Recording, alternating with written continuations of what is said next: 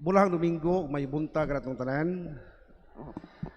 Nanay kaduha nga Domingo sa Adbiento ato nadungog kining sinugdanan sa Ebanghelyo ni San Marcos. O gatos nga manihimamat kining usa ka great Advent figure nga ginganlag San Juan nga magbubunyag. Kini ito itong sinugdanan. Ang sinugdanan sa Ebanghelyo. Kasagara mga dagko magitan nga mga manunulat, ang ilang ideya gisulat una diha sa sinugdanan nga mga linya sa ilang sinulat. Adunay nagsulti sama ni Dante sa iyahang sinulat nga epic novel nga gitawag og The Divine Comedy. Misulti siya, midway of our life journey, I walked to find myself alone and lost in the dark wood. Ang tanan niyang sinulat, nag-summarize na moong linya. It sum up and set the tone of all his epic poem writing ngayang buhat isulat. Diya po nagsulti yung siya nga all men by nature desire to know.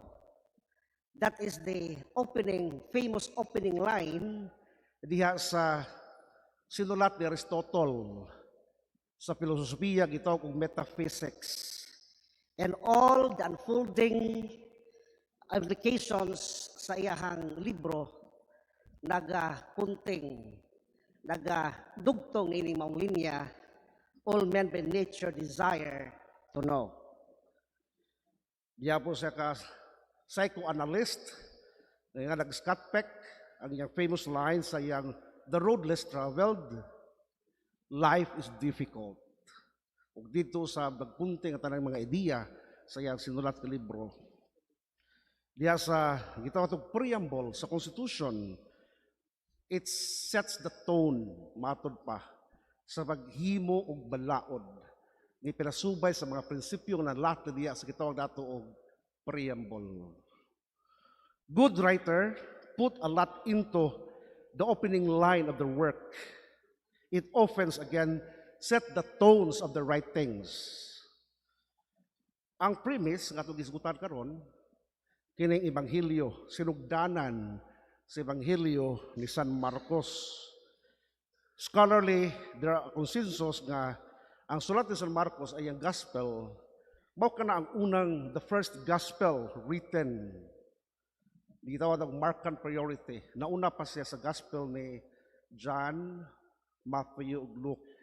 Si Marcos ang unang sulat sa Ebanghelyo around 70 AD.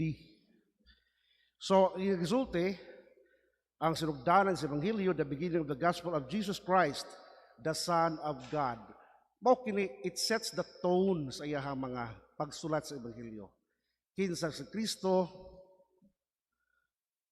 kinsa man kining atong gipaabot sa mga panahon sa Adbiento, mao kini ang iyahang galangkob sa iyahang Ebanghelyo. Kining Ebanghelyo ni San Marcos ato nasayran nga iya kining gisulat during the wake of Peter's crucifixion and beheading of Saint Paul dito sa Roma, when these two patriarchs of the Christian church were brutally murdered. There was chaos, there was destruction, disorder, brutal murder of everyone na musupak sa Roman Empire. Meaning, in the context of the writing of the gospel, there was so much chaos and disorder. Ug dinhi mao kini ang sitwasyon diin gisuwat, konteksto diin sugod pagsuwat si San Marcos sa iyahang Ebanghelyo may tuod ni Kristo. No karon gisultihan kita, in the beginning, it speaks of God's creative action. In the Genesis account of creation, sa wa pa gihanay sa Dios ang tanan, there was so much chaos and disorder.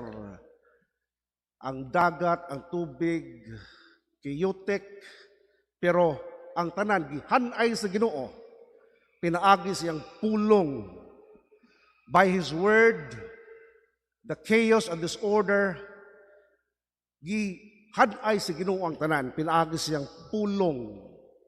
Let there be light, let there be ugon sa paniyang gipangbuhat, hanay sa kalibutan, pinaagi siyang pulong. No karon, kung si San Marcos sa Ebanghelyo karon, nagsulti kanato sa sinugdanan sa Ebanghelyo, may tungod ni Jesucristo.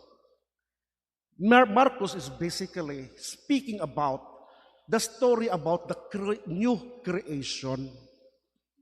The new creation. Kinumdumi, ang konteksto siya pagsulat, ug hangtod karon. There is so much disorder. There is so much chaos and trouble. Name it and you have it ning kalibutan. People experience atrocities, brutality, barbarity, and all the human dysfunction og sala. Nangit-ngit sa kalibutan. Mao kini ang kagubot nga nasinati sa panahon sa pagsugot sa pagsulat ni San Marcos sa Ebanghelyo. O karon misulti siya may tungod ni Jesucristo. O kinsa man ni si Kristo, ang pulong sa Dios nga nagpakatao, nga mipuyo uban kanato. Sama nga in the Genesis account of creation, the Old Testament, the Word of God brings order to everything. In the same manner, in the new creation, with the coming of Jesus, nga ito gipaabot, ug karon niabot na 2023 years ago, ug atong ipananggadaman iya at adlaw nga natawhan, ug sa iyo sa pagkaroon pagbalik, kada pasabot, nga pag-abot ni Kristo sa kalibutan, being the Word of God, again, He will bring new world order and harmony amidst chaos, death, and destruction nga nasinati sa ato ang kalibutan. Mao ka na nakimportante sa opening line kung kinsa ni si Kristo nga atong ipaabot. A great healer, the crippled and the lame was able to walk again, restorer of sight, repairer sa mga tao giamang, a great exorcist, a great provider, a man of peace. When we are broken into pieces because of sin and destruction and death, this Jesus, His coming again will make us whole again. Mao kini ang Ginoo.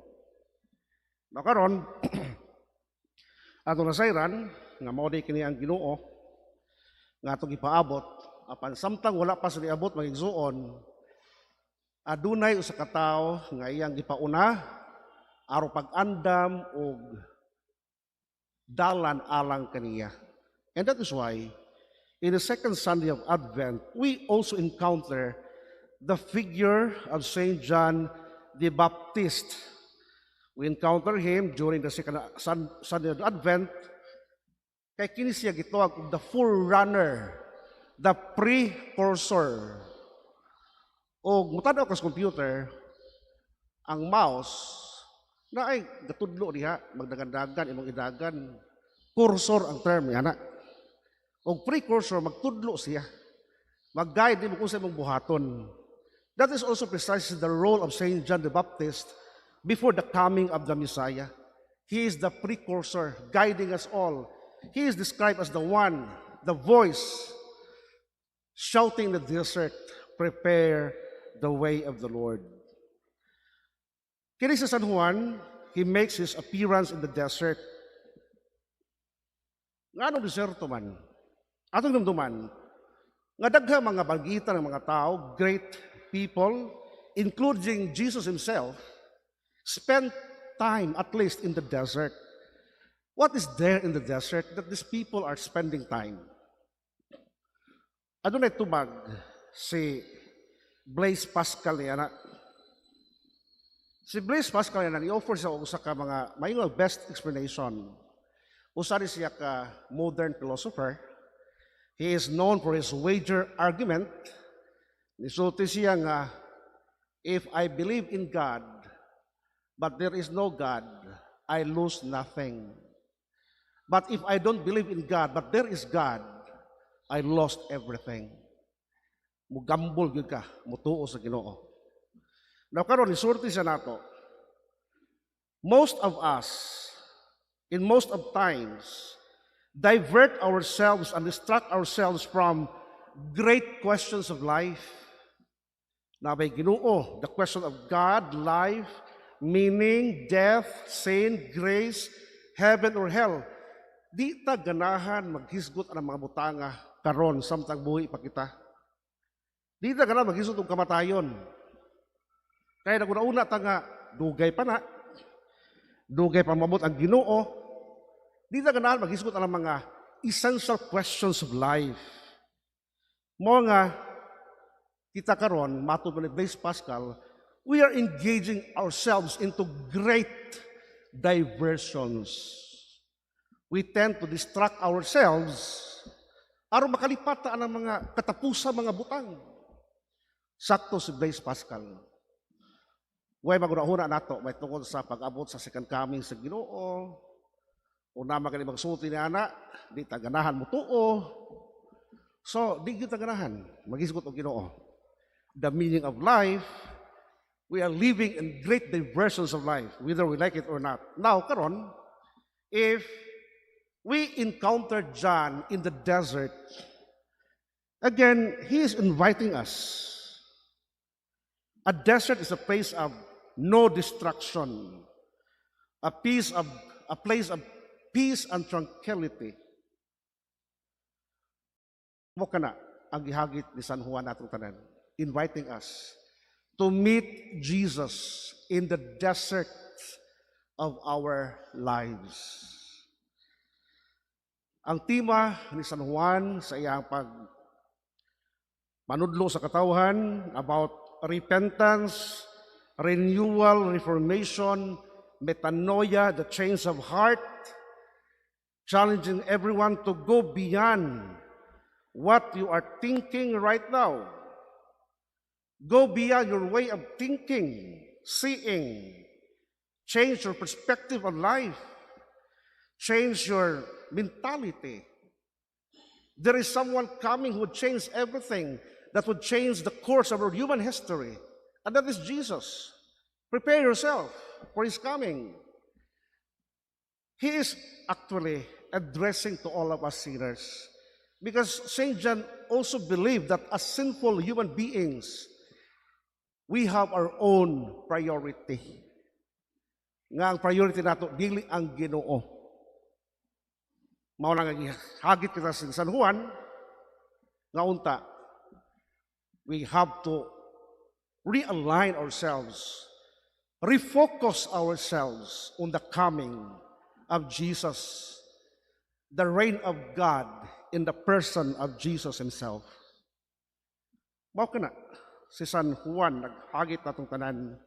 And that is why we are challenged by St. John the Baptist, our gospel reading today, the second Sunday of Advent, to avoid the feeling of invincibility and indispensability. Unsa man ang gitawag natong invincibility, kanang di na ka madutlan ba? Unsa may gipasabot niini?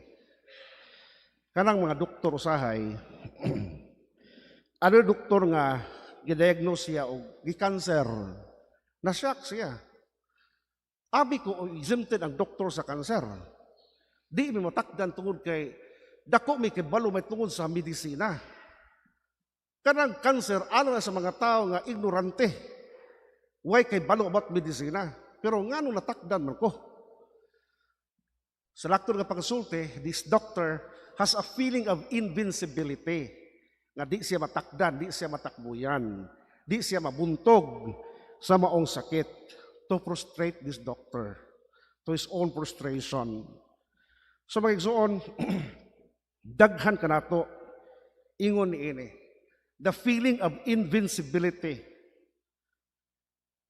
Usahay, mingon ta, Nga ano pa manginanglan tag Ginoo? Nga ano mo simba pa man ta? Nga ano mo buhat pa man tag pagbalik sa Dios? Nga wa ko nang inag Ginoo sa akong kinabuhi. Given my intelligence, my popularity, my power, my wealth, I don't need God in my life. To hell with this one coming in our lives. I don't care about him. I'm invincible. I don't need God. I am the measure of everything in my life. Mauna yung mga tao nga feeling nila di na matakdan wanang lang Ginoo. Kaya sila invincible, dili mabuntog. But again, my dear friends, this is a false sense of security.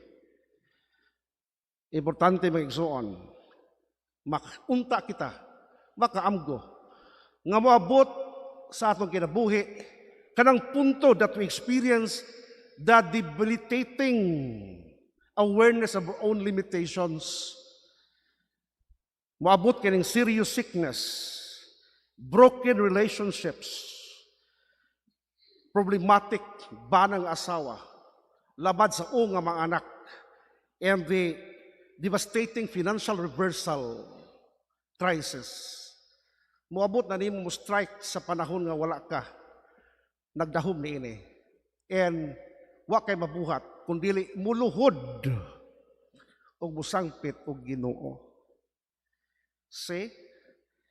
Invincible ka ba? No. We are all vulnerable. Mo magigsoon. Kana pong feeling of indispensability, nagtuo po ta nga kung wala ta ni kalibutana, muhunong ang kalibutan sa iyang pagtuyok, kay importante kita sa mga tao, we are indispensable, meaning, kung mamatay ko, maundang inyuhang dagang sa kinabuhi, o mo kayo mag-asa mo pa doon, feeling ni mo, importante ka ba sa imong kinabuhi? Ayaw, pag-ingon ni Ana. Tungod kay, bisan mamatay ka, ang kalibutan, magpabili ng magtuyok. Ang mga tao, padayon silang kinabuhi. The sun still rise and sets, even after we are long gone in this world. So, what is the point, mga igsoon?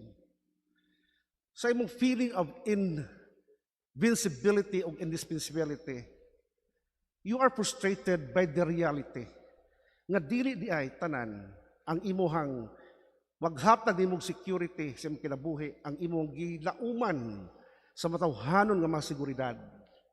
Usahay madisturbo ka nga daa di ay mga butang ni kalibutanan that beyond your control. Mao kana, madisturbo ka. And that is precisely the role of Saint John the Baptist for his coming before Jesus advancing as advanced party. He is disturbing us. Si San Juan the Baptist. Disturbing our, gitawag nato og comforts sa kinabuhi. Asa man ka, magpabilin sa imuhang naandan nga buhat, addictive nga buhat sa sala, or sakit nga pagbiyan ini, aron mo sinati ka sa liberating nga grasya sa Ginoo. Saint John is also disturbing us by questioning our values. Unsa may impakadak-an ni kalibutana? Kinabuhi ba? Or mga butang kalibutanon nga imong ikompromiso ang imong relasyon. Asa makamupili, relasyon or butang nga lumalabay lamang. And also, distressing our beliefs. Di ka magpirmi ng kalibutana. Ay papatuyan sa gibati. Nagtuo ka, nga malahute ka ng kalibutana, someday, mamatay ka. Choose God and you have life.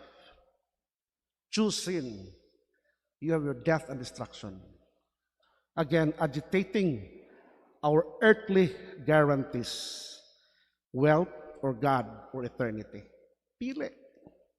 You cannot have both in your life. Mao kini si San Juan, calling everybody to abandon our wrong sense of security, a sinful status quo of our crooked and double standard way of life, plastikan. Importante, mga igsoon, nga unta mo sinati kita sa gitawag nato og desert experience from the slavery of sin to the beautiful grace, liberation and freedom nga dala sa mag-abot ni Kristo.